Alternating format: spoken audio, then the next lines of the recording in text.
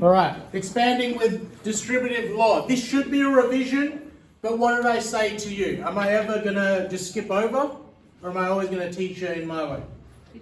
Always going to teach you in my way. If you have a set of brackets with a number multiplying it, so this situation, A bracket B plus C, you're going to use distributive law to remove the brackets.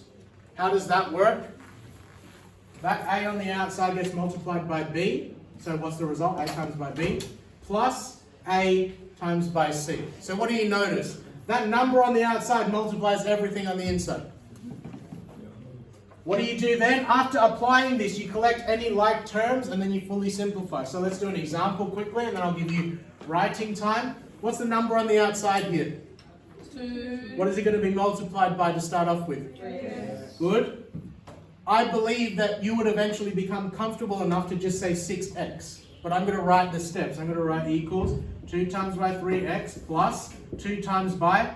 This is where people lost marks in that test because they forgot that that's a negative 1.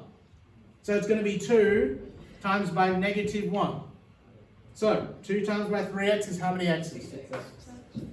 What do I get when I times a positive by a negative number? What would it be? Is there any other simplification I can do here? You've got x's and you've got a number, I can't do anything. Next one, trying to trick you, trying to fool you with negatives, equals. If I've got negative 3x's and I times it by x, what do I get? Yes? Negative 3x. Excellent. The x has nothing to do with a 3, but an x times by x is x squared. And what's negative 3x times by positive 2 going to be? Yes? Negative 6 what? Don't forget about the x, it's still there. Negative 6x.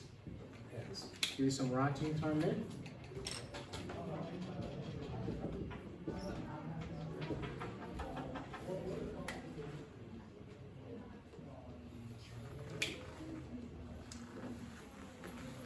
Minutes. Can I apologize in advance? In lesson 6, the other science teacher had to go home early, so they did a last minute, Mr. T, could you babysit their class? So get in, you can chat amongst each other. I'm going to put them on the other side. Apparently they've got something they can go on with, because I wanted to play, you're my class. I want to teach you guys, but it's going to be distracting. So I don't know what their behavior is like or anything. They're rowdy. They're rowdy. They'll probably just sit there. They'll just sit there doing their work. No, they're I will rowdy. sit. I don't know, I can't prejudge. I have no idea who these people are. Can you get that down? I'll give you another few minutes.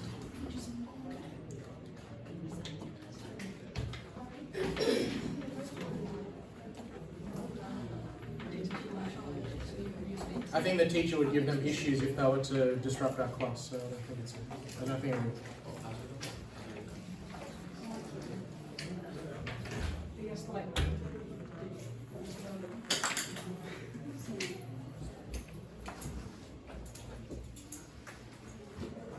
Couple of minutes and I'll go over FOIL.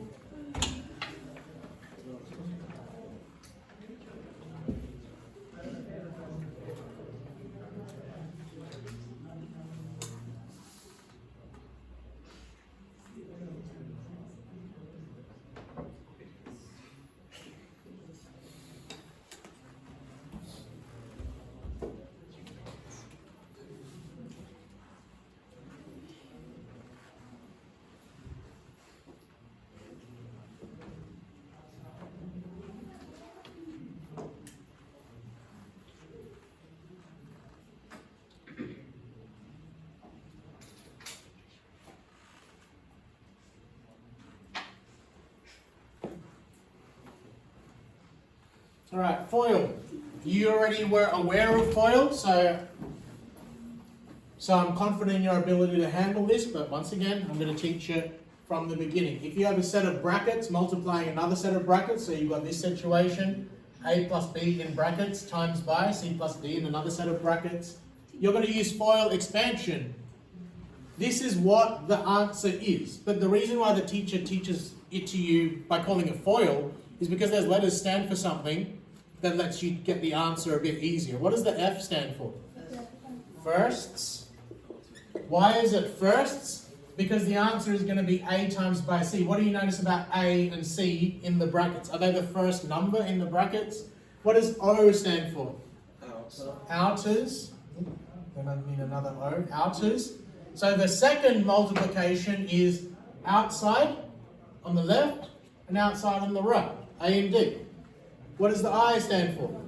Inners. B and C are in the middle of the whole situation. And then L, lasts. You're timesing B times by D. So to expand a set of brackets like this, FOIL firsts multiplied together, outers multiplied together, inners multiplied, and lasts. Then you still need to collect like terms and fully simplify. So, it can help, if you're not confident with it, it can help to write your A, B, C, D here. I'm not going to mark you down for that. That's set up to help you answer these questions. So what's the first multiplication going to be for that expansion? What are the firsts? 2x times negative x. Good. 2x times by negative x plus. That's the first. Someone else give me the outers. X times 3. 2x times by 3 plus. Someone else give me the inners. Negative 5 times by. Good. Plus. And the lasts. What? Plus. Negative 5 times by. 3. So this looks crazy, but it's easy to break it up because you do multiplications first. So what's 2x times by negative x? Negative 2x squared. Excellent. Negative 2x squared. I've dealt with that one. 2x times by 3. 6x. Yes, so plus 6x. Negative 5x. Well, negative 5 times by negative x. Sorry? 5x squared. No, that's not an x, that's a times there. The bum cheeks one is the x. Oh. That's it. Didn't your teacher ever tell you that? How do you not confuse multiplication with an x variable? If it looks like bum cheeks, it's a variable. It's an x. Okay? That's literal. That will apply until year 12. I'm not kidding about. 5x. Plus 5x and then negative 5 times by 3. Huh? Take 15. Take 15. Are there like terms here? Yup. What are the like terms? Number or the x? 6x and 5x. Good. How many x's do I have there? 11x. Plus 11x, take 15.